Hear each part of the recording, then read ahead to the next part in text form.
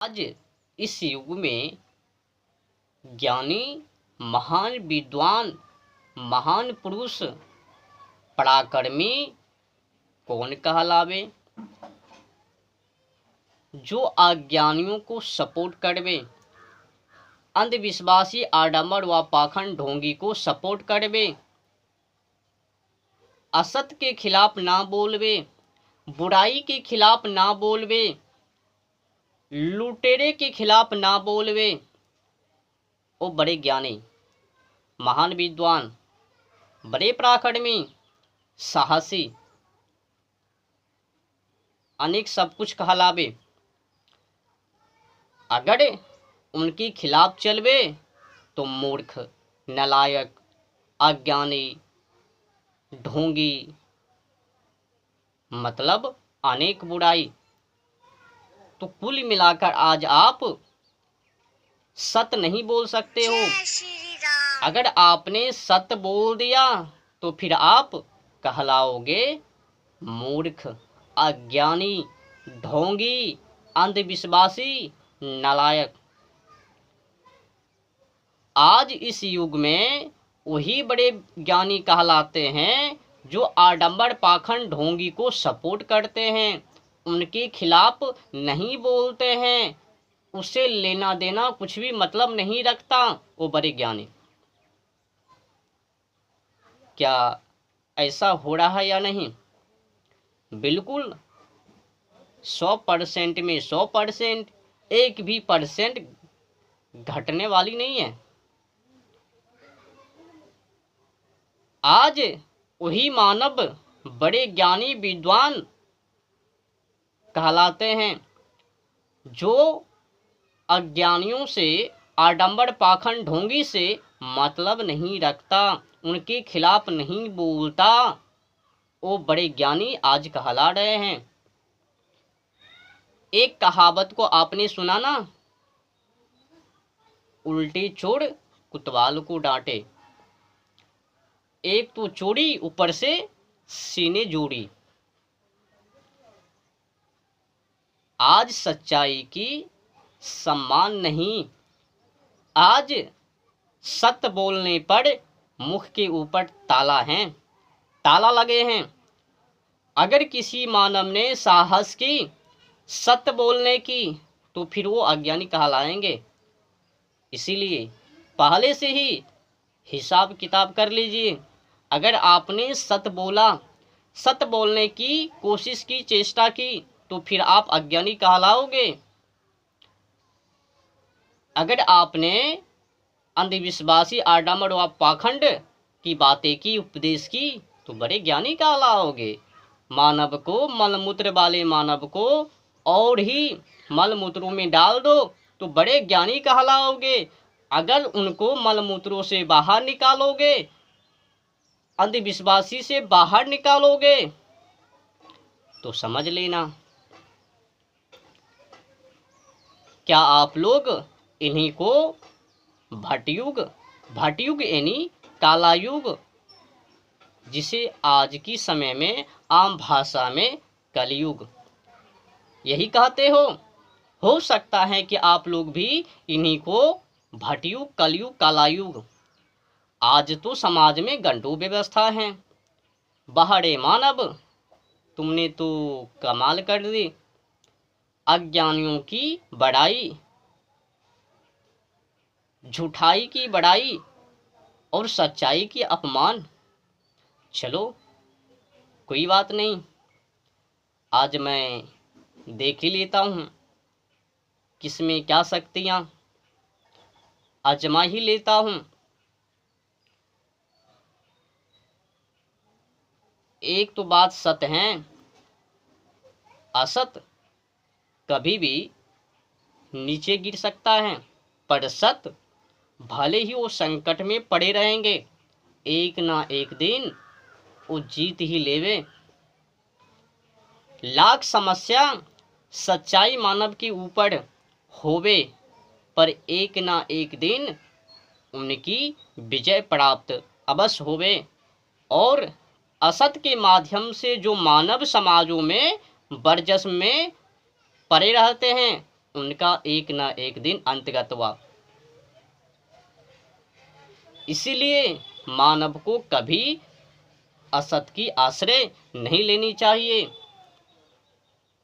सुख का आधार धर्म है, सत्य है, आध्यात्मिक है, मानवता है। सुखस मूलम धर्मः, सुख का आधार धर्म है। भगवान की कृपा सत्य के ऊपर है, असत के ऊपर नहीं। सत्यात देवो वर्षति, सत्य के ऊपर ही भगवान का आशीर्वाद समझ लियो।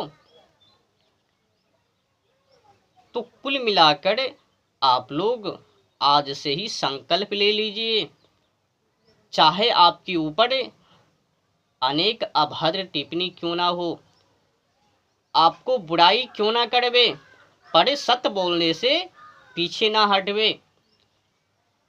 तने रहो, बने रहो। लाख बुराई करवे तो क्या होवे, उससे क्या। हमें भी लाख बुराई कर रहे हैं, पर मैं पीछे नहीं हट रहा हूँ सत्य बोलने से। जितना कि वो अधिक कुछ अभद्र टिप्पणी करेंगे, मैं उतने ही विशाल बनूंगा और अधिक से अधिक गहराई तक पूरी तरह से पोल खोलूंगा बुराई की।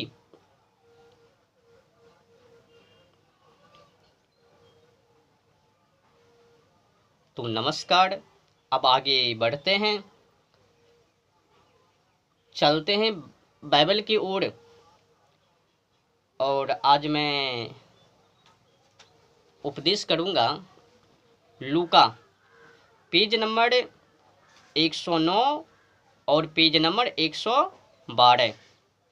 तो पहले 109 की मैं चर्चा करूंगा, उसके बाद फिर 112 लूका। तो देखिए, लूका पेज नंबर 109 नंबर की बात किया जाए तो 21, 22, 23, 24 समझ रहे हो ना।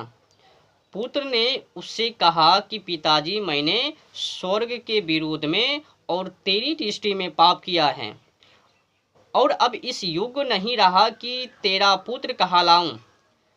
परंतु पिता ने अपने दासों से कहा, झट अच्छे से अच्छा वस्त्र निकालकर उसे पहनाओ और उसके हाथ में अंगूठी और पाँव में जूतियां पहनाओ, और पला हुआ बछड़ा लाकर मारो ताकि हम खाएं और आनंद मनाएं।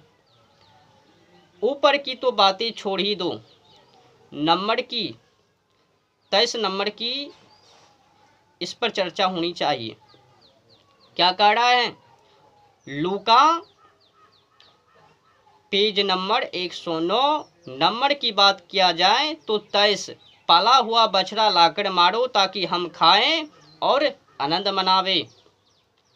अब देखो, परम पिता परमेश्वर, मैंने कई बार बोला, पहले जलवायु, ओजोन परत, पर्यावरण, फिर उसके बाद परम पिता परमेश्वर यानी भगवान किसे कहते हैं वो जानो, फिर उसके बाद बोलो, बकर बकर करो। जब तक कि सच्चाई पता ना हो, ज्ञात ना हो, तो अपने मुंह को बंद कर रखो। अब जो परमपिता परमेश्वर हैं वो तो सभी के लिए एक समान है। जीव हो, जंतु हो, पशु हो, पक्षी हो, जो भी जीव प्राणी, उन सभी के लिए परमपिता परमेश्वर एक समान। हम लोग, आप लोग भेदभाव एक दूसरे से कर सकते हैं, पर परमपिता परमेश्वर नहीं। उनने सभी को बनाया, पर यहाँ क्या हो रहा है, विरुद्ध, मतलब एकदम छुटकारा पाए हुए हैं। अब तो मैं अपनी मनमर्जी से ईद गिद करके तो बोला ना हूँ, ये बाइबिल खुद ही प्रमाणित ठोस सबूत दे रहे हैं, तो मैं आप लोगों को बता रहा हूँ सच्चाई। तो क्या कह रहा है नंबर 23 में, पाला हुआ बछड़ा लाकर मारो ताकि हम खाएं और आनंद मनावे। तो आपको क्या लगता है, क्या ये ईश्वरकृत ईश्वर। बस मैं आज इस पर अधिक कुछ टिप्पणी नहीं करूँगा। आज मैं आपके ऊपर छोड़ देता हूँ, आप सोच व विचार करके इस पर टिप्पणी कीजिएगा। मैंने अनेक बार सही उत्तर दिया, पर ईसाई वाले लोगों ने मेरे बातों को साफ इनकार कर दिया, झूठी ठहरा दिया। इसीलिए मैंने आज सोचा कि आपके ऊपर छोड़ दिया जाए। अब आगे देखिए नंबर 24। क्योंकि मेरा यह पुत्र मर गया था, फिर जी गया, खो गया था, अब मिल गया, अब वे आनंद करने लगे। मतलब मर गया, फिर जी गया, खो गया था, मिल गया। कहाँ खो गया, कैसे मिल गया, कैसे मर गया, कैसे जीवित हो गया। अब वो कैसे आनंद मना रहे हैं ये भी आपके ऊपर है। आज मैं इसीलिए आपके ऊपर छोड़ रहा हूँ। मैं भी देखूँगा कि आप में मानवता है या नहीं, सच्चाई है या नहीं, या फिर आप लोग भी उन्हीं की तरह अंधविश्वासी हो। अब आगे बढ़ता हूँ, पेज नंबर 112 लूका। इसमें देखिए इसमें क्या कह रहा है, पेज नंबर 7,